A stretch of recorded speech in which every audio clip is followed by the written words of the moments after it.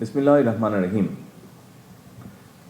Special security force SSF এর 40তম প্রতিষ্ঠা বার্ষিকী উপলক্ষে আয়োজিত আজকের এই অনুষ্ঠানে উপস্থিত মন্ত্রিপরিষদ সদস্য এবং উপদেষ্টাবৃন্দ, সেনা, নৌ এবং বিমান বাহিনী প্রধানগণ, এসএসএফ প্রধান এবং এই বাহিনীর বিভিন্ন পর্যায়ের কর্মকর্তা ও সদস্য এবং সম্মানিত সুধীমণ্ডলী, আসসালামু আলাইকুম।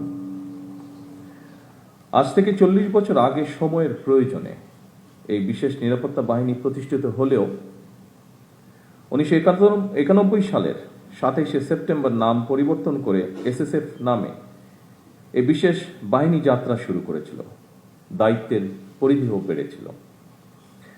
প্রতিষ্ঠাকাল থেকে আজ পর্যন্ত এই বিশেষ নিরাপত্তা বাহিনীর সঙ্গে যারা যুক্ত ছিলেন কিংবা বর্তমানে যারা দায়িত্ব পালন করে চলেছেন, আমি আপনাদের সবাইকে প্রতিষ্ঠা বার্ষিকীর শুভেচ্ছা জানাই।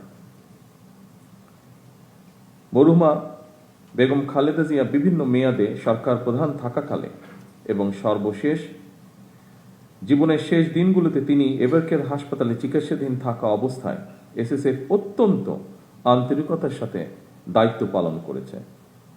বেগম খালেদা জিয়ার মৃত্যুর পর শুধু বাংলাদেশ নয়, বিশ্বের ইতিহাসে অন্যতম বৃহত্তম নামাজে জানাজা আয়োজনের ক্ষেত্রেও প্রধান সমন্বয়ক হিসেবে এসএসএফ অত্যন্ত গুরুত্বপূর্ণ ভূমিকা পালন করেছে।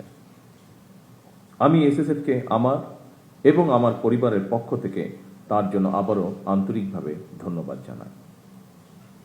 উপস্থিত সুধীবৃন্দ, সরকার প্রধান হিসাবে বর্তমানে প্রতিদিন প্রতি সময় আমি এসএসএফ এর কার্যক্রম সরাসরি প্রত্যক্ষ করছি। তবে এসএসএফ এর কার্যক্রমের সঙ্গে আমার পরিচয় নতুন নয়। মরহুমা প্রধানমন্ত্রী বেগম খালেদা জিয়া যখন সরকার প্রধান হিসাবে দায়িত্ব পালন করেছেন তখন থেকেই, অর্থাৎ আমার তরুণ বেলা থেকেই আমি এসএসএফ এর কার্যক্রমের সঙ্গে পরিচিত। এসএসএফ যখন প্রতিষ্ঠিত হয়েছিল সেই সময়ের সঙ্গে বর্তমান সময়ের অনেক পার্থক্য।